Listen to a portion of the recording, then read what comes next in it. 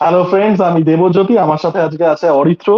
এবং আমাদের আগের ভিডিওটা যদি দেখে থাকেন ওয়েস্টার্ন সিনেমা, তো আমরা মানে ওই সিনেমাটা মানে ভিডিওটা খুবই পজিটিভ রেসপন্স পেয়েছে। Thank you for the feedback. এবং এই ভিডিওটা ওরকমই হতে চলেছে। আজকে আমরা আরো একটা খুব ক্লাসিক একটা সিনেমা জনরার সোয়াশ বাকলিং সিনেমা এবং তার পাশাপাশি সুপার হিরো ফিল্ম, এই দুটোকে নিয়েই একদম ডিপ ডাইভ করবো। একদম how it was form, cinema কি কি আছে, all the way to modern এরা। তো সোয়াশ বাকলিং সিনেমা, আমি অরিত্র কাছে যাওয়ার আগে আমি যদি ছোট্ট করে বলে দিই, এটা কিন্তু হলিউডের ফরমেটিভ ইয়ার্সে যখন হলিউড তৈরি হচ্ছে, বিশেষ করে সাইলেন্ট এরাতে, সেখানে কিন্তু হলিউডের অন্যতম মেইন জনরা ছিল কিন্তু সোয়াশ বাকলিং। সেই সময় তিনটে সিনেমা তৈরি হতো, তিনটে টাইপ অফ সিনেমা। একটা হচ্ছে সোয়াশ বাকলিং, একটা হচ্ছে কমেডি, আর একটা হচ্ছে মেলো ড্রামা। আনফর্চুনেটলি আমরা শুধুমাত্র কমেডিটাকেই এখন মনে রেখেছি সাইলেন্ট এরা থেকে, চার্লি চ্যাপলিন হোক, বাস্টার কিটান হোক। বাট সেই সময় কিন্তু সব থেকে popular in terms of box office ছিল হচ্ছে সোয়াশ বাকলিং সিনেমা। এবং একজন মানুষের নাম এখানে করতেই হয়, সেটা হচ্ছে Douglas Fairbanks senior, the great Douglas Fairbanks senior. তো তার চিফ অফ বাগদাদ হোক, তার জোরো হোক, তার রবিন হুড হোক, দিস ওয়ার লাইক, মানে সেই সময়কার হিসেবে, তখন টার্ম গুলো হয়তো আসেনি, দিস আর ব্লকবাস্টার ফিল্ম। এবং এই যে হলিউড আমরা বলি অ্যাজ আ বিজনেস এন্টিটি, সেটা কিন্তু এই ডগলাস ফেয়ারব্যাঙ্কস এর হাত দিয়েই তৈরি হয়েছিল। এবং ডগলাস ফেয়ারব্যাঙ্কসকে বলা হতো হলিউডের কিং। আমরা যারা সব থেকে বড় বক্স অফিস জয়, সেটা শাহরুখ খান হোক, সেটা ক্লার্ক গেবল হোক, সেটা টম ক্রুজ হোক, আমরা বলি king, the box office even king. আমি একটু ছোট করে এখানে ইন্টারাপ্ট করছি। উনি উনি এতটাই পপুলার ছিলেন এবং এই জনরাগুলোকে এতটাই ওনার এই জনরাগুলোর জনক বলা হয়। মানে সচরাচর একটা জনরা যখন আগের দিন আমরা ওয়েস্টার্নের কথা বলছিলাম, আমরা বারবার ডিরেক্টরদের নাম আসছিল, বাট এখানে হিরোর নাম আসছে কারণ উনি এই জনরাটাকে ডিফাইন করেছেন। সোয়াশ বাকলিং জনরাটা ডিফাইন্ড হয়েছিল with the film call mark of the Zorro. তো সেই ছবিটা, মানে উনি প্রচুর এই ধরনের ছবি করেছেন ডিফারেন্ট গল্প নিয়ে, সেগুলোর মধ্যে আমরা পরবর্তীতে আসছি। এবং এতটাই ওনার ইনফ্লুয়েন্স ছিল যে পরবর্তীতে ওনার ছেলে সেম নাম ব্যবহার করে জুনিয়র, ওনার ছেলেও এই জনরাতেই ছবি করে গেছে এবং সেগুলো মডারেটলি সাকসেসফুল ইত্যাদি হয়েছিল। এবং আরো একটা জিনিস আমি দর্শকদেরকে এটা বলে দিতে চাই, আমরা কেন এই দুটো জনরাকে ক্লাব করেছি। আমরা সোয়াজ বাকলিং নিয়ে কথা বলছি, তার সাথে আমরা প্যারালালি সুপার হিরো নিয়ে কথা বলছি। তার কারণ হচ্ছে যে অ্যাকচুয়ালি এটা মানে সুপার হিরোর প্রি কারসার হচ্ছে সোয়াজ বাকলিং। এই যে আপনারা জোরো ক্যারেক্টারটা দেখছেন আজকে সব থেকে প্রথম, মানে কাইন্ড অফ একটা, আহ, আমরা বলতে পারি যে ডিটেকটিভ কাম সুপার হিরো, ভিজিল্যান্টে সুপার হিরো ব্যাটম্যানকে ধরি। সেইটার ইন্সপিরেশন কিন্তু জোরো। জোরোর কিন্তু ক্যারেক্টারিস্টিক্স আপনি ব্যাটম্যানের মধ্যে দেখতে পাবেন, যে মানে ডুয়াল আইডেন্টিটি, তারপর দিনের বেলা বড় লোক প্লে বয় টাইপের একটা ক্যারেক্টার, রাত্রির বেলা ভিজিল্যান্টে হিরো। আহ এর সোসাইটিতে যে ক্রাইম হচ্ছে তার কস্টিউম বিরুদ্ধে কস্টিউম লড়ছে। Hero, costume, costume hero. Exactly, কস্টিউমটা তো প্রচন্ড ভাবে ইন্সপায়ার্ড। ওই যে হুম। মাস্কের পুরো ব্যাপারটা, ব্যাটম্যানের যে মাস্ক, তো কোথাও গিয়ে সোয়াস বাকলিং থেকেই সুপার হিরো মানে তৈরি হয়েছে। তো সেই জন্যই আমাদের এই দুটো জনরাকে ক্লাব করা। তো যাই হোক, দেবজ্যোতি, আর যেটা বলছিল ইউ ক্যান কন্টিনিউ। মানে আমি জাস্ট এটা বলে দিলাম যে কেন এটা না নিয়ে না, আমরা ঠিক কথা আছে। বলছি। হুম। হ্যাঁ, ডগলাস ফেয়ারব্যাঙ্কস, এবং আমি প্রথমেই বলে দিই, এটা এটা আমি আগেও বিভিন্ন ভিডিওতে বলেছি, যারা সাইলেন্ট সিনেমা দেখতে চান, Wikipedia does a great job of archiving name. আমি কিন্তু এই রবিন হুড, এই mask of Zorro, chief of Baghdad, আমি এগুলো উইকিপিডিয়া থেকে দেখেছি। উইকিপিডিয়াতে আপনারা যাবেন, ওখানে পুরো সিনেমাগুলোকে কিন্তু ইন এ ডিসেন্ট কোয়ালিটি, মানে একটা 1920s এর সিনেমা যতটা ভালো কোয়ালিটিতে প্রিজার্ভ করা সম্ভব, সেখানে কিন্তু প্রিজার্ভ করা। তো এই ডগলাস ফেয়ারব্যাঙ্কস জুনিয়র, আমি একটুখানি বলে দিচ্ছি কারণ লোভ সামলাতে পারছি না। তো ডগলাস ফেয়ারব্যাঙ্ক সিনিয়র আর মেরি পিকফোর্ড আর কাপলস, ঠিক আছে? মেরি পিকফোর্ড সেই সময়কার হলিউডের সব থেকে বড় ফিমেল স্টার। ডগলাস ফেয়ারব্যাঙ্ক সেই সময়কার হলিউডের সব থেকে বড় male star, the king of Hollywood. দুজনের বিবাহিত সম্পর্ক এবং they had like multiple marriages and all that, but at a certain point of time both of them are married. এবং সেটা ছিল হচ্ছে হলিউডের প্রথম পাওয়ার কাপল। এবং তার সাথে সাথে চার্লি গ্রিফিথ, যিনি যিনি birth of a nation direction দিয়েছিলেন, এবং চার্লি চ্যাপলিন, চারজনে মিলে ইউনাইটেড আর্টিস্ট বানাচ্ছেন। যেটা প্রথম ভাবে আমরা দেখতে পাচ্ছি যে যারা creative person, they are coming into direction. তো যাই হোক, মানে আমি বলতে শুরু করলে মানে অনেক দূর চলে যাবো। তো এই যে রবিন হুড সিনেমাগুলো বা মাস্ক অফ জোরো, এই সিনেমাগুলো কি করছে 1920s, আমি কালচারাল কনটেক্সটটা দেওয়া উচিত। 1920s কিন্তু আমেরিকার কন্ডিশন দুর্দান্ত। ফার্স্ট ওয়ার্ল্ড ওয়ারের পরে যেটাকে বলে রোরিং টোয়েন্টিজ, সেই সময় কিন্তু এই যে জিনিসগুলো, এই যে লার্জার দ্যান লাইফ, কারণ কি, মানুষের হাতে টাকা পয়সা আছে। তো লোকে কি করছে, লোকে এই জিনিসটাকে, এই জন্য সাইলেন্ট এরা কিন্তু প্রচন্ড পরিমাণে ফাইন্যান্সিয়ালি সাকসেসফুল ছিল। রোরিং টোয়েন্টিজ, আপনারা যারা দ্য গ্রেট গ্যাটসবি দেখেছেন, লিওনার্দো ক্যাপ্রিও, তো ওইখানে রোরিং টোয়েন্টিজ টাকে ধরা হচ্ছিল কি পরিমাণে টাকা খরচা করা হতো সেই সময়। তার জন্য থার্টিজে ডিপ্রেশন আসছে, সেটাতে আমি যাচ্ছি না। তো ওই সময় কিন্তু এটা কিন্তু একটা সোশিও কালচারাল এক্সপ্রেশন, যে এই জাতীয় larger than life costume drama hugely popular হচ্ছিল। কারণ লোকের কাছে টাকা আছে, লোকে কিন্তু ওই এসকেপিজমটা চাইছে। তো সেখানে কিন্তু ডগলাস ফেয়ারব্যাঙ্কস জুনিয়র, আপনারা রবিন হুড দেখুন, রবিন হুডের আমি পার্সোনালি বলবো যে, আমি জানি না তুমি অরিত্র এগ্রি করবে কিনা, যে কটা ভার্সান আছে, কেভিন কস্টনারের একটা খুব ক্রিঞ্জ ভার্সান আছে যেটা আমার একটু ভালো লাগে না। ইয়ের একটা ভার্সান আছে আমাদের, বলো আমাদের রাসেল ক্রোর একটা ভার্সান আছে। হ্যাঁ, আমার অনেক পরে। ওটা অনেক পরে করেছিল, ওটা হচ্ছে ইয়ের সাথে করেছিল, কি বলে, রিডলে স্কটের সাথে করেছিল। ওটা আমার কেভিন কস্টনারটা একটু ভালো না। রবিন হুডের আমার ফেভারিট ভার্সন কিন্তু এইটা। আর ওটাতে তো রবিন হুডের যে গল্পটা আমরা সচরাচর জানি, যে ও রবিন হুড হয়ে কি করতো, তার আগের অরিজিন স্টোরি ছিল বেসিক্যালি শেরউড ফরেস্টের, হ্যাঁ এক্স্যাক্টলি, হ্যাঁ, শেরউড ফরেস্টের ওই এটা তো ওই জিনিসটা। এবং যেটা অরিত্র বারবার করে বলছে, দ্য মাস্ক অফ জোরো, এবং এই সিনেমাটাও কিন্তু যেহেতু পাবলিকাল মিডিয়ামে অ্যাভেলেবেল আছে, এটা কিন্তু উইকিপিডিয়াতে অ্যাভেলেবেল। তো এই সিনেমাটা আপনারা দেখতে পারেন, দ্য মাস্ক অফ জোরো। আমরা না, বলতে পারি ওটার নাম হচ্ছে mark of Zorro, mark of the Zorro. Mark of Zorro, sorry sorry, ওটা তো Mark. ওটা অ্যান্টোনিও ব্র্যান্ডেসের সিনেমাটা। তো দ্য মার্ক অফ জোরো, তো দ্য মার্ক অফ জোরো কিন্তু আমরা সুপার হিরো ফিল্ম, মানে বলতে পারি গ্র্যান্ড ড্যাড, ওখান থেকে কিন্তু কস্টিউম সুপার হিরো, এই যে কেপ্ট ভিজিল্যান্ট এই কনসেপ্টটা আসছে। তো অরিত্র, তো তোমার সাইলেন্ট সিনেমা কিরকম লাগে?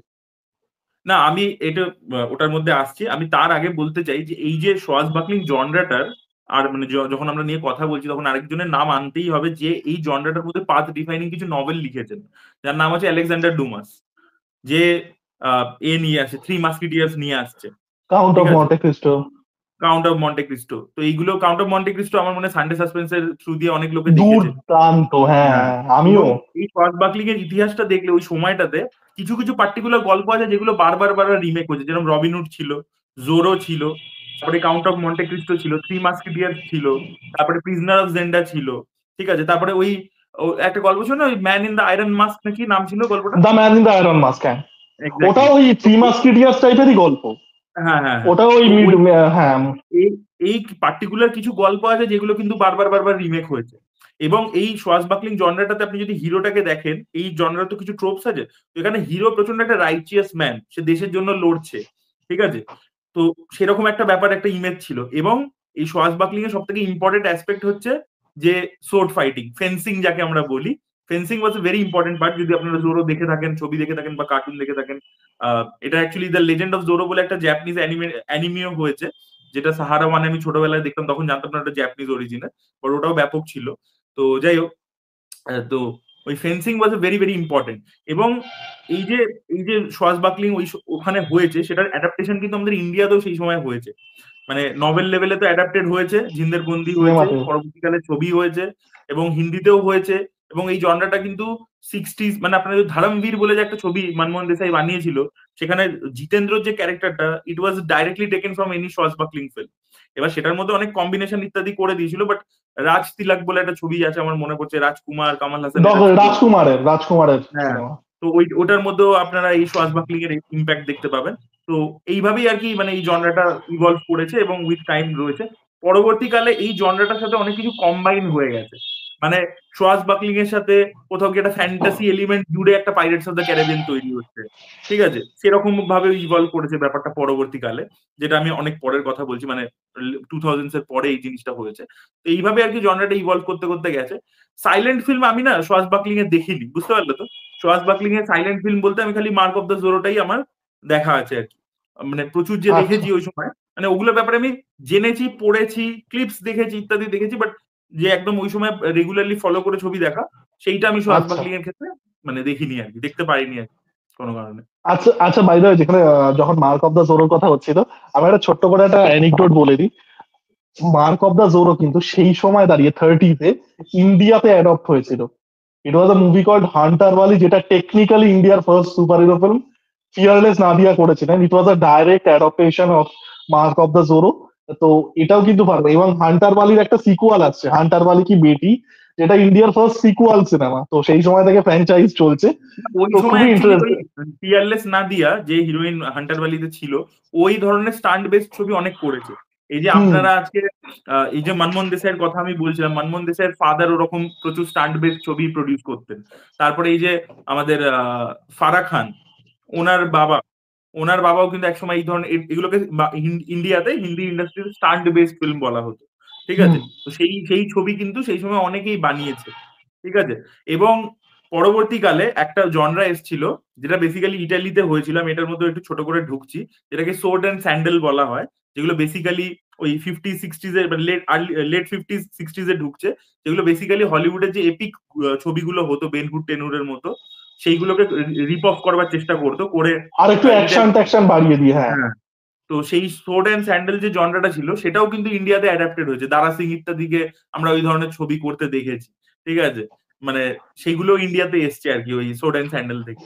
এবং সোর্ড অ্যান্ড স্যান্ডেল যে জনরাটার মধ্যে পড়ছে, মানে যে ওটা যে টাইপের ছবি, সেই টাইপের ছবি পরবর্তীকালে এসে আমরা জ্যাক স্নাইডারকে 300 বানাতে দেখছি, ওটা ডাইরেক্টলি সোর্ড অ্যান্ড মানে স্যান্ডেল এবং হিস্টোরিক্যাল ফ্যান্টাসি দুটোর কম্বিনেশন আর কি। এবং সোর্ড অ্যান্ড স্যান্ডেলে কোথাও গিয়ে একটা ওই মাস্কুলার হিরোর যে ব্যাপারটা যেটা আমরা দেখতে পাই, যেটা 300 আমরা জেরাল্ড দেখতে পেয়েছি। বাটলার, হ্যাঁ। হ্যাঁ, তো সেইটার অরিজিনটা ওইখান থেকে হচ্ছে আর কি। তো এরপরে অর্চ অনেকটা কভার করে দিল সোর্ড অ্যান্ড স্যান্ডেলের ক্ষেত্রে। তো এবার আমরা যদি সাইলেন্ট ফিল্ম থেকে, আমি এই মানে এই সোয়াশ বাকলিং আমরা যেটা করবো, যেটা ওয়েস্টার্নে আমরা করতেছি, আমরা ডাইরেক্টটা ধরে ধরে যাচ্ছি না, এখানে আই গেস একটা ধরে ধরে যেতে হবে। তো হুম। ডগলাস ফেয়ারব্যাঙ্কস এর পরে যার কথা বলতে হবে সেটা হচ্ছে এরল ফ্লেন্স, যিনি আসছেন 30s এর হলিউডে, যে সময়টায় টকিজ চলে আসছে। ডগলাস ফেয়ারব্যাঙ্কস জুনিয়র তো আসছেনই, মানে he wasn't that successful. এরল Flynn আসছেন, এবং এরল ফ্লিন কিন্তু এই যে সিনেমাগুলো যেগুলো ডগলাস ফেয়ারব্যাঙ্কস 1920s এ করেছিলেন, উইচ ওয়ার সাইলেন্ট ফিল্মস, সেগুলো কিন্তু লেট 30s আর্লি 40s এ এরল ফ্লিন করছেন। রবিন হুড, সেটা আবারও আই থিঙ্ক এরল ফ্লিনও একটা জোরো সিনেমা বানিয়েছিলেন।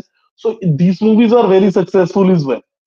এবং এই যে আমরা দেখতে পাচ্ছি যে এই যে এভলিউশনটা, কারণ কি, এই দেখো একটা লার্জার দেন লাইফ হিরো, যেটা অরিত্র বললো, একটা লার্জার দেন লাইফ হিরো যে রাইচিয়াস, যে মানে যে একদম পুরো মানে মানে আমরা বলি না নৈতিক মানদণ্ড, সে অন্যায়ের বিরুদ্ধে লড়ছে। এটা কিন্তু একটা মানে এটা কিন্তু একটা টাইমলেস গল্প। ইটস এটা একটা টাইমলেস গল্প। তো এই জিনিসটাকে কিন্তু আমরা বারবার করে আসতে দেখেছি।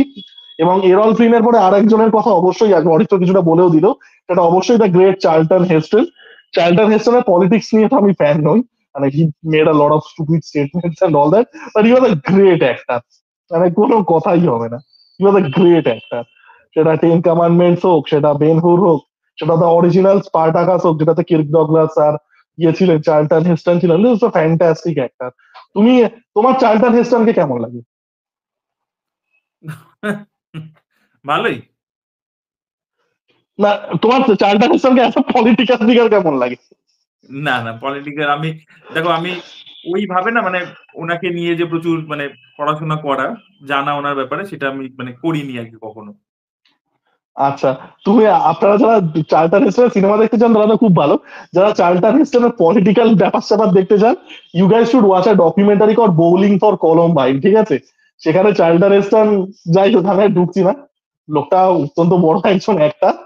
বাট তো আমি দেখুন, এক সেকেন্ড, আমি এই জনরাটার ব্যাপারে আমরা যখন কথা বলছি সওয়াজ বাকলিং এর ব্যাপারে, আমি বলতে চাই যে এই জনরাটা যেরকম ভালো দিকগুলো আমরা বললাম বা কিভাবে ইভলভ হয়েছে সেটা বললাম, বাট তুমি যদি দেখো এই জনরার একটা কমন ট্রোপ আছে, ড্যামসেল ইন ডিস্ট্রেস, ঠিক আছে? হুম, এখানে কিন্তু এই জনরাটার মধ্যে হিরোইনদেরকে কিন্তু খুব একটা ভালো পোর্ট্রেয়াল বা খুব পাওয়ারফুল পোর্ট্রেয়াল কিন্তু জীবনে করা হয়নি, ঠিক আছে? মানে তুমি দেখো ইভেন মাস্ক অফ দ্য জোরোতে একটা সিন আছে, ক্যাথরিন জেটা জোন্স ছিল না হ্যাঁ, ওটা তো হিরোইন? ইয়ে সিন আছে, হ্যাঁ হ্যাঁ হ্যাঁ। হ্যাঁ, যে অ্যান্টোনিও ব্যান্ডারেস এরকম তরোয়ালটা চালাচ্ছে, ওর পুরো ড্রেসটা খুলে আছে এবং ড্রেসটা ইচ্ছের খুলে আছে, বিরুদ্ধে যেটা গিয়ে ইয়েতে কপি করেছিল, যেটা রেস থ্রিতে কপি করেছিল। আর সেম জিনিস দিয়ে, মানে ওই সেন্স দিয়েই করেছে আর হ্যাঁ, কি, পেন্টিং মানে দিয়ে। পেন্সিল স্টোর দিয়েই করেছে। তো এরা না মানে বুঝে ছেড়ে এইভাবে, দেয়।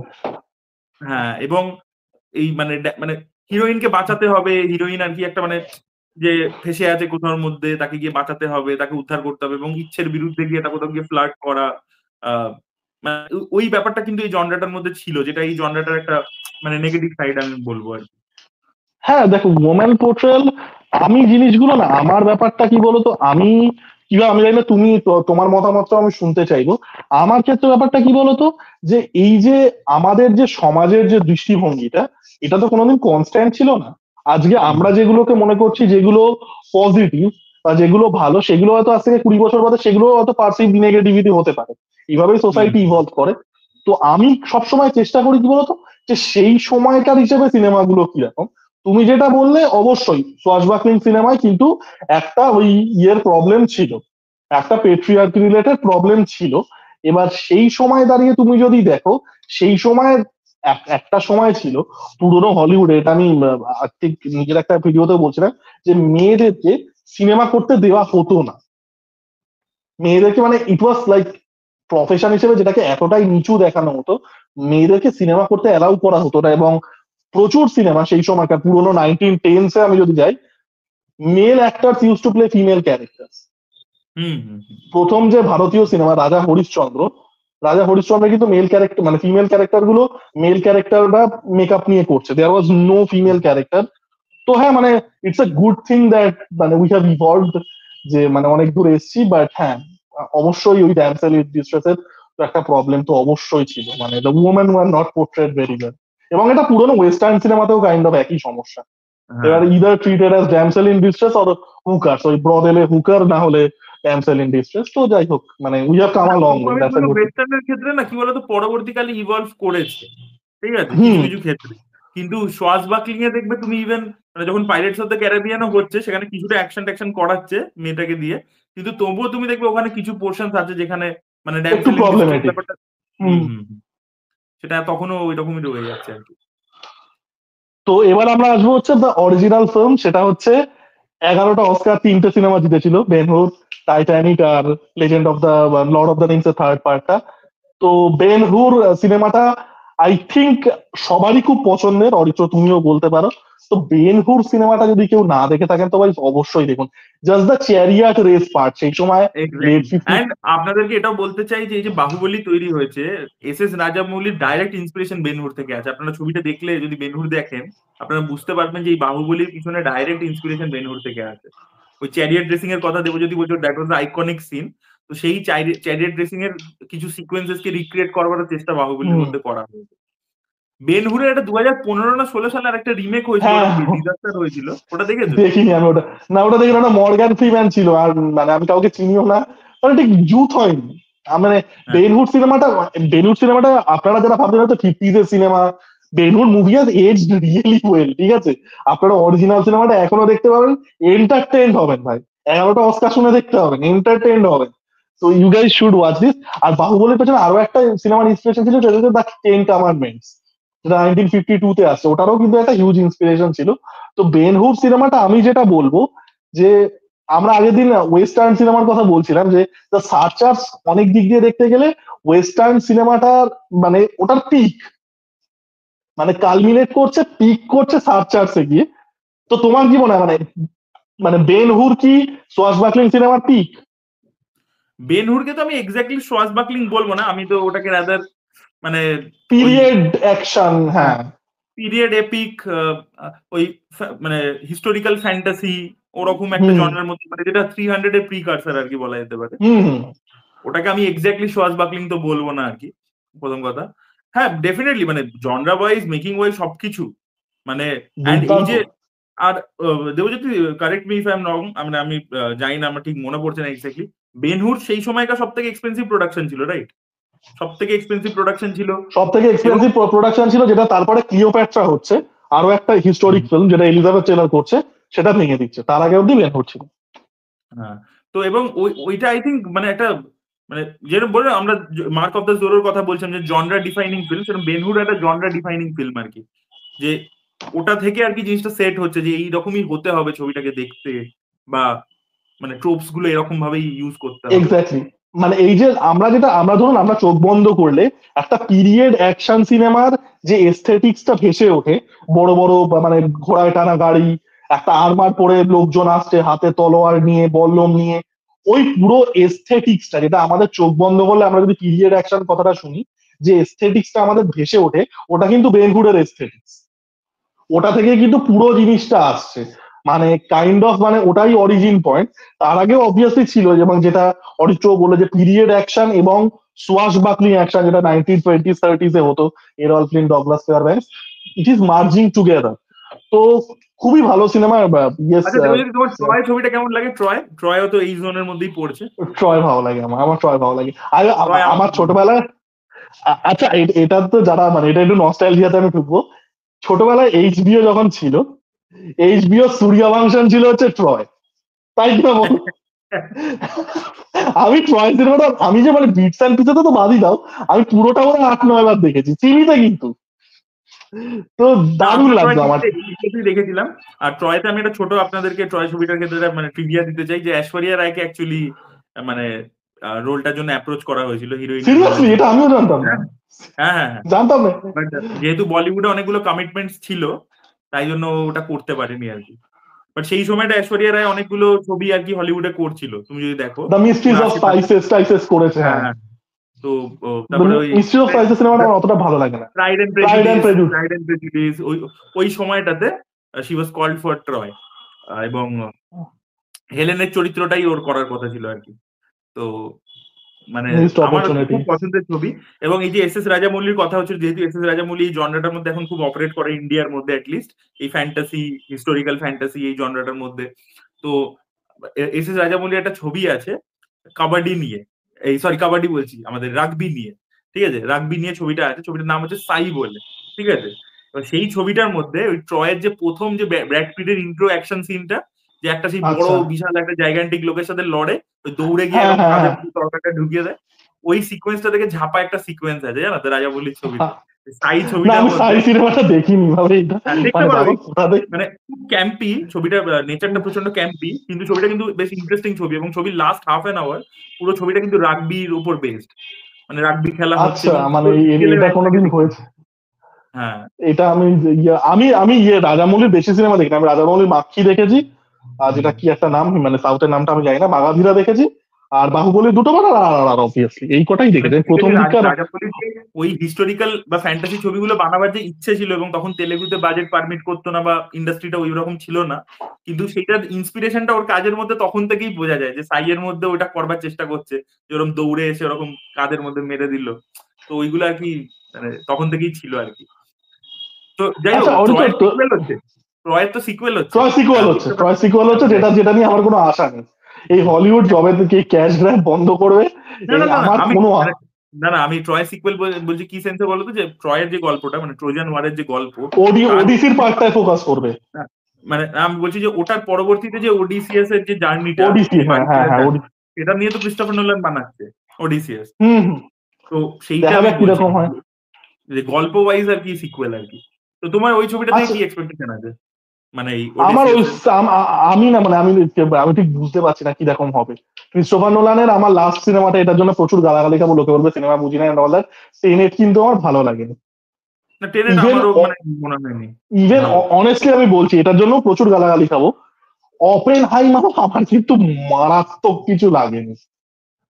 লোকে কমেন্ট করবে এবার সিনেমা বুঝিস না এন্ড অল দ্যাট, সিদ্ধার ক্ষেত্রেই করে, আর আর কি বড় লোকের সুজিত মুখার্জি কি বলবো। যাই হোক, আমার ক্রিস্টোফার নোলান লাস্ট দুটো সিনেমা কিন্তু একটু নড়বড়ে আমার জন্য গেছে। ওপেনহাইমার আমি তাও বাদ দিচ্ছি, টেনেট কিন্তু আমার ভালো লাগেনি। তোমার টেনেট ভালো লেগেছিল? না আমার টেনেটের ক্ষেত্রে প্রবলেম ছিল, আমার ওপেন হাইমার ভালো লেগেছিল। আমার টেনেটের ক্ষেত্রে যেটা মনে হয়েছিল যে ইচ্ছে করে ইনফরমেশনটা কোথাও হোল্ড ব্যাক করে রাখছে, মানে মানে ইচ্ছে করে কনফিউজ করতে চাইছে, because that formula has work for him earlier. সেই সেই শাফলিং ফর্মুলাটা আরেকবার ব্যবহার করবার চেষ্টা করছে, এটা আমার মনে হয়েছিল ছবিটার ক্ষেত্রে। আচ্ছা অরিত্র, তুমি তো এস এস রাজামৌলির কাজ খুব ফলো করেছো, এটা আমি দেখেছি। হুম, ইভেন তোমার আমি একটা হুম, ভিডিও দেখেছিলাম, তুমি রিফিউজির সাথে আই থিঙ্ক বোধহয় কি ছত্রপতি বোধহয় এরকম কিছু সিনেমা হ্যাঁ একটা হ্যাঁ কম্প্যারিজন হুম, করেছিলে। তো হুম। রাজামৌলিকে নিয়ে একটু না হয় 2 মিনিট কথা হোক। রাজামৌলির তো SSMB 29 আছে, ওটাও কি এই জনরা? ওটাও তো আমি না দেখলাম না সে না ক্রিস হেমসওয়ার্থ। না না, ওটা বেসিক্যালি জনরাটা হচ্ছে কিরকম বলো তো, ওই যে আফ্রিকান অ্যাডভেঞ্চার ফিল্ম গুলো হয় না গো, ওই মানে ইন্ডিয়ানা জোন্স টাইপের যে ছবিগুলো, আচ্ছা, অ্যাডভেঞ্চার, অ্যাডভেঞ্চার ফিল্ম আর কি, ওই জনরার মধ্যে গ্লোব পড়ছে। Globe trotting adventure. হ্যাঁ হ্যাঁ হ্যাঁ। মানে বেসিক্যালি এটা আফ্রিকার ব্যাকড্রপেই হবে, মোস্টলি কেনিয়ার জঙ্গলে শুট হচ্ছে একটা মানে মেজর চাঙ্ক। এবং মানে ওই যেরকম আর কি বেসিক্যালি আমাদের মানে ইন্ডিয়ান ক্যারেক্টারটা ওই টাইপেরই একটা মানে ছবি হতে চলেছে বলে শোনা যাচ্ছে, এবার বাকি তো জানি না, লেটস সি। আচ্ছা দেখা যাক কিরকম হয়। আচ্ছা অরিত্র, তুমি তো এস এস রাজামৌলির সাথে ইন্টারভিউ করেছো, মানে তোমার এস এস রাজামৌলির মানে অ্যাজ আ ডাইরেক্টর, কারণ আমি দেখেছি অনেকে এস এস রাজামৌলিকে নিয়ে একটা মানে একটা কমপ্লেন আছে, সেটা হচ্ছে S S Rajamouli is all style no substance, তার গল্পের মধ্যে খুব জোর থাকে না, বাট মানে he delivers on the production value. Technically deliver করে দেয়, বাট সেই স্টোরি লাইন যেটা আমার পার্সোনালি মনে হয় না, আর আর মধ্যে যথেষ্ট নুয়ান্স আছে, সেটা না বুঝতে পারলে কিছু করার নেই। এই বিষয়ে তোমার কি বক্তব্য, মানে তোমার কি এটা মনে হয় যে রাজামৌলি মানে just all style no substance? কারণ এটা না কিন্তু না, প্রচুর আমার লোকে এটা বলে। একেবারে মনে হয় না, আমার এটা মনে হয় না। এবং এটা লোকের যাদের মনে হয় তাদের মনে হওয়ার কারণটা হচ্ছে বিকজ ওর portrayal of emotion is through action.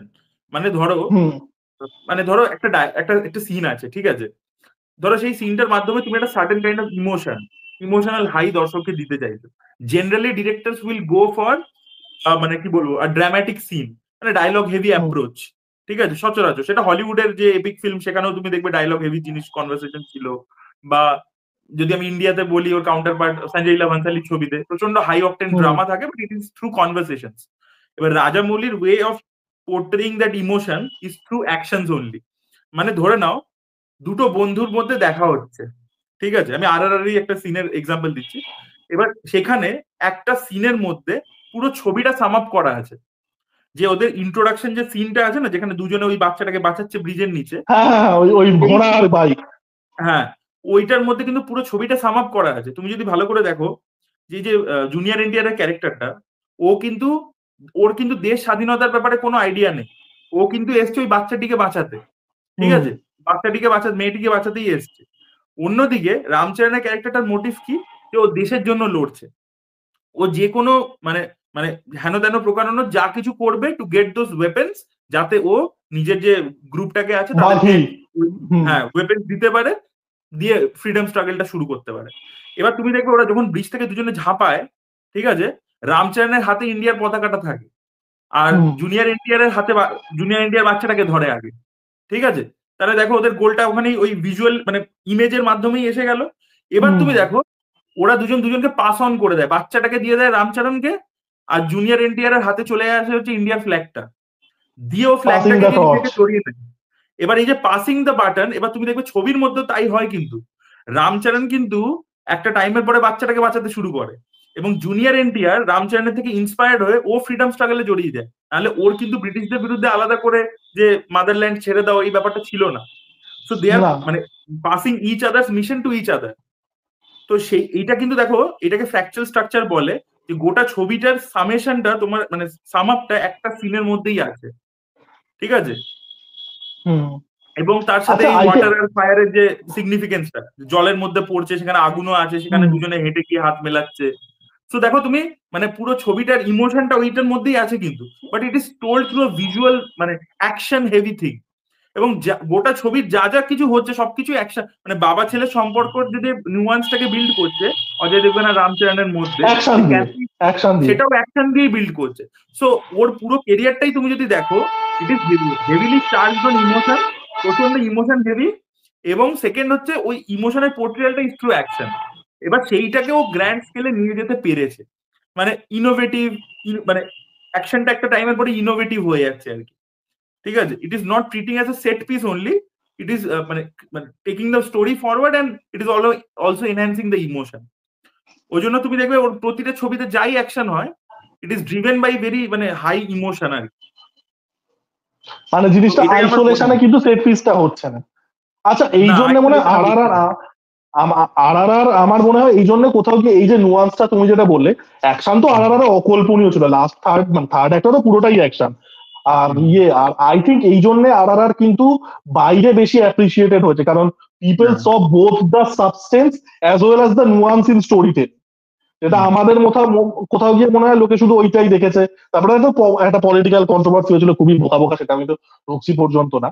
তো সেই জিনিসটা কিন্তু মানে এই যে স্টোরি টেলিংটা, এই যে লার্জ, দেখো স্টোরি তুমি অনেক ভাবে বলতে পারো, তুমি মার্টিন স্করসেসির মতো করে স্টোরি বলতে পারো, তুমি হুম, সত্যজিৎ রায়ের মতো করে বলতে পারো, তুমি এইভাবেও বলতে পারো, কিন্তু তো প্রত্যেকটাই কিন্তু ফর্ম অফ আপ, কোনটাই কিন্তু কোনোটার থেকে নিচু বা উঁচু নয়। এক্স্যাক্টলি। তো তো আমরা কোথায় ছিলাম? হ্যাঁ হ্যাঁ, বলো। না, আমরা যখন এই রাজামৌলির কথা হচ্ছেই তখন আমি একটু 300 এর মধ্যে ঢুকবো। যে হিস্টোরিক্যাল ফ্যান্টাসি, মানে হিস্টোরিক্যাল ফিকশন ফ্যান্টাসি বলা যেতে পারে 300 ছিল। তো 300 অ্যাকচুয়ালি যে জিনিসটা আজকে আর করছে, 300 তো হলিউডে সেটাই করেছে। আমরা 300 কে অ্যাপ্রিসিয়েট করেছি, বাট আর কে করতে পারেনি ইন্ডিয়ানরা। অনেস্টলি বলছি, R R is a better film than 300, honestly বলছি।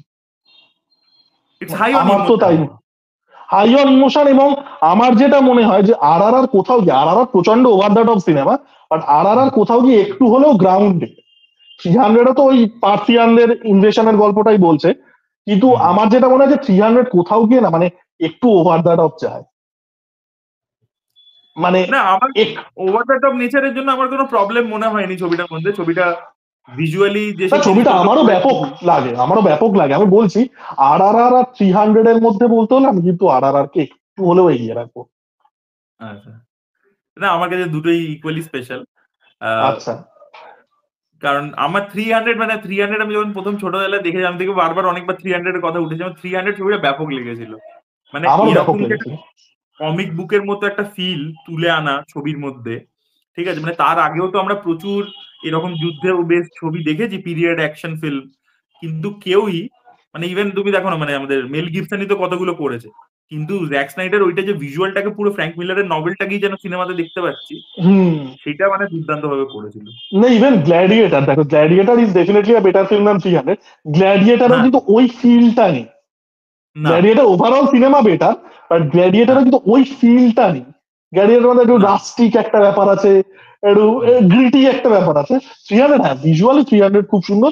এবং আই থিঙ্ক এটা জ্যাক স্নাইডারের কিন্তু একটা মানে বৈশিষ্ট্য আমি বলতে পারি, যেগুলো জ্যাক স্নাইডারের ধরো খুব মানে স্ট্রং সিনেমাও না, ধরো সাকার পাঞ্চ খুবই বাজে একটা সিনেমা, সেটাতেও কিন্তু visually the movie is very interesting. বা তুমি ধরো ওয়াচম্যান, ওয়াচম্যান যদিও যথেষ্ট ভালো একটা সিনেমা, হেভি হি সিনেমা, মেক, ওয়াচম্যান দারুণ হ্যাঁ cinema. Watchman heavy cinema. Even সাকার পাঞ্চ যেটা খুব ভালো সিনেমা নয়, visually the movie is very interesting. আচ্ছা বাইরে তোমার রেবেল মুন কেমন লেগেছিল? ধরো ওটা জঘন্য, ওটা তো বেসিক্যালি ওই জ্যাক স্নাইডার স্টার ওয়ার্স বানাতে চেয়েছিল, ওটা একটা আর রেটেড ভার্সন বানাতে চেয়েছিল। ওটা অ্যাপ্রোচও করেছিল স্টুডিওকে, কিন্তু ওরা করতে দেয়নি, ওই জন্য ওটা ঝেপে একটা রেবেল মুন বানিয়ে দিয়েছে। কি আমার জঘন্য প্রচন্ড সিনেমা! টাইম ওয়েস্ট মনে হয়েছিল। তুমি কোন কাটটা দেখেছো? তুমি কি এই বাংলা কাটটা দেখেছো নাকি ডাইরেক্টর কাট? ওটা তো আবার 10খানা কাট আছে। না, না, ডাইরেক্টরস কাট গুলো না, এই মানে আমি কিছু ছবির ক্ষেত্রে দেখেছি ডাইরেক্টরস কাট গুলো পুরোপুরি স্ক্যাম হয়, জানো তো? ডাইরেক্টরস কাটেও আলাদা করে কিছু পায় না। যাওয়ান, রেবেল মুনে যাওয়ান। তো রেবেল রেবেল মুনের ক্ষেত্রেও মানে আমি দেখিনি, আর ডাইরেক্টরস কাটটা আমার দেখার আর মানে ইচ্ছেই হয়নি। মানে আমার ফার্স্ট পার্টটা এতটাই ডিসঅ্যাপয়েন্টিং লেগেছিল, আমার চ্যানেলে রিভিউ রয়েছে, আমি মানে খুব খারাপ লেগেছিল আমার। না এবং আমি জ্যাক স্নাইডারের ডাইরেক্টর কথাই যখন কাটটাই বলছিলে, দেখেছিলাম, ডাইরেক্টর কাটটাই জঘন্য। আমি ওই জন্যই জিজ্ঞাসা করলাম, আমি ওয়েট ওয়েট করে, কারণ যেহেতু জ্যাক স্নাইডারের ওই একটা ড্রামা হয়, এই যে এই একটা কাট, আমি আবার ডাইরেক্টর কাট 2 মাস বাদে আনবো। আমি নাটক টাটক ওয়েট ওয়েট করে ডাইরেক্টর কাটই দেখেছিলাম। কি কি বোকা বোকা, কোনো ইমোশন নেই, অ্যাকশন গুলো খরচা করেছে প্রচুর, কোনো ইম্প্যাক্ট রাখতে পারছে না, কি জঘন্য। জ্যাক স্নাইডার আই থিঙ্ক কেরিয়ারের প্রথম দিকে না মানে অনেক ভালো ছবি বানিয়েছে। ওই যে প্রথম যে ছবিটা ওই আরে ডন সাইমন অফ দ্য পেগের সাথে ডেড, ছবিটা করেছিল, dawn of the dead, Shaun dawn of of the the dead dead. না? না না ওটা না, তো Shaun Shaun of of the the dead. Dead. ওটা হচ্ছে তুমি, না না তুমি ভুলিয়ে ফেলছো, শন অফ দ্য ডেড হচ্ছে এডগার রাইটের সাথে, ওটা কমেডি সিনেমা ছিল। যেটা বানিয়েছিল জ্যাক স্নাইডার সেটা হচ্ছে ডন অফ দ্য ডেড, এটা পুরোপুরি সিরিয়াস একটা জম্বি ফিল্ম, খুব ভালো ছবি। ওটা আচ্ছা, 60s এর একটা সিনেমা জম্বি, ওটা রিমেক। তারপরে বানাচ্ছে হচ্ছে 300, যেটা ব্যাপক সিনেমা। হ্যাঁ, ওয়াচম্যান ব্যাপক সিনেমা। সাকার ওয়াচম্যান পাঞ্চ ব্যাপক। কাইন্ড অফ, ওয়াচম্যান ব্যাপক। আর সাকার পাঞ্চটা অতটা ভালো লাগেনি। মেন অফ স্টিল, তোমার না আমার মেন অফ স্টিল নিয়ে একটা মতবিরোধ আছে, আমার মেন অফ স্টিল ভালো লাগে, তো তোমার তো মেন অফ স্টিল অতটা ভালো লাগে না। না আর আমার অতটা মেন অফ স্টিল আমার ভালো লাগে, ঠিক আছে। তো আর ব্যাটম্যান ভি সুপারম্যানও বাজে সিনেমা। Justice League Batman Snyder, Superman না ছবিটা আমি দেখতে গেছিলাম, মানে আমার মানে পুরো ঝিমোনো লাগছিল। সিরিয়াসলি বলছি, আমার এখনো মনে যে প্রিয়াতে দেখতে গেছি, ঘুম পাচ্ছে আমার ছবিটা দেখতে দেখতে। না এই জিনিসটা দেখো, আমার যেটা মনে হয়, যেটা ম্যান অফ স্টিল করতে কাইন্ড অফ পেরেছিল, ওই যে Superman as an alien force, যে মানে সুপারম্যানকে ভালো দেখাচ্ছে না, সুপারম্যানকে একটা ফিয়ার ফ্যাক্টর দেখাচ্ছে, যে সুপারম্যানের মতো এত পাওয়ারফুল একটা এলিয়েন এন্টিটি যদি পৃথিবীতে এসে পড়ে, একটা ভয়ের বিষয় হবে, লোকে আনন্দ পাবে না, লোকে ভয়ই পাবে। তো ওই জিনিসটা আমার মনে হয় কোথাও গিয়ে ম্যান অফ স্টিলে ক্যাপচার হতে পেরেছিল। But Batman v Superman ultra boring cinema, ultra hmm. Boring. ওটারও আর ডাইরেক্টর কাট আছে। জ্যাক স্নাইডার রিসেন্টলি যেটা হয়েছে, ওই একটা আরেকটা জম্বি ফিল্ম করলো না গো, যেটা নেটফ্লিক্সে এলো, army of army the of the dead dead. নাকি? Army of the dead. তো এখন আমি দেখি না মানে বড্ড সেলফ ইন্ডালজেন্ট হয়ে গেছে আর কি, মানে ছবিগুলোকে আননেসেসারি বড় করে দেওয়া। মানে এই 300 দেখো না কত ক্রিস্প একটা ছবি, কত ক্রিস্প ছবি, মানে এখন এইসব এই ড্রামা, এই ডিরেক্টরস কাটের ড্রামা গুলো শুরু হয়েছে। তারপরে বড্ড সেলফ ইন্ডালজেন্ট, মানে ছবিটা কেটে ছোট করব না। তারপরে কোথাও গিয়ে না মানে মানে মনে হয় দেখে যে একটা কোথাও গিয়ে একটা মানে মানে একটা হয় না, ডিরেক্টরের তো একটা স্প্যান থাকে, ওই সময় সে ভালো ভালো কাজগুলো করে। তো মানে কোথাও গিয়ে আমার মনে হয় জ্যাক স্নাইডারের একটা কোথাও গিয়ে মানে স্ট্যান্ডটা ডাউনফল চলে শুরু গেছে, হয়েছে। হ্যাঁ। হ্যাঁ, না, আমার যেটা বক্তব্য সেটা হচ্ছে মানে এই যে ডাইরেক্টর কাটের এই যে ব্যাপারটা হয় প্রতিবার, আমি হ্যাঁ, জাস্টিস লিগের সময় ওটা হয়েছিল, ঠিক আছে, ইট ওয়াজ এ কমপ্লিটলি ডিফারেন্ট সিচুয়েশন। সেই সময় হ্যাঁ। তার সন্তান মারা যাচ্ছে, আমি পুরো মেনে নিচ্ছি। রেবেল মন তুমি নেটফ্লিক্সে বানাচ্ছ, নেটফ্লিক্স তোমাকে পুরো রেন দিয়ে দিয়েছে, তার আবার 4খানা কাট, এগুলো কোনো মানে হয়? তাও জঘন্য। আমি তো বললাম আমি রেবেল মুনের ডাইরেক্টর কাট দেখেছিলাম, ঠিক আছে, মানে কি আর বলবো। তো যাই হোক, এই বাই দা ওয়ে আমাদের ব্যাটম্যান ভি সুপারম্যানেরও একটা ডাইরেক্টর কাট আছে, যেটা আমি দেখিনি। না, আমি জানতামই না যে না, ডাইরেক্টর এটা তো আছে।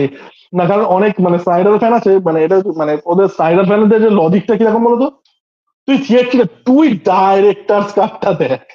আমি তাই জন্য বললাম, অনেকে কমেন্ট করবে ডাইরেক্টর কাট দেখেছিস, ইয়ার কি আছে। তো যাই হোক,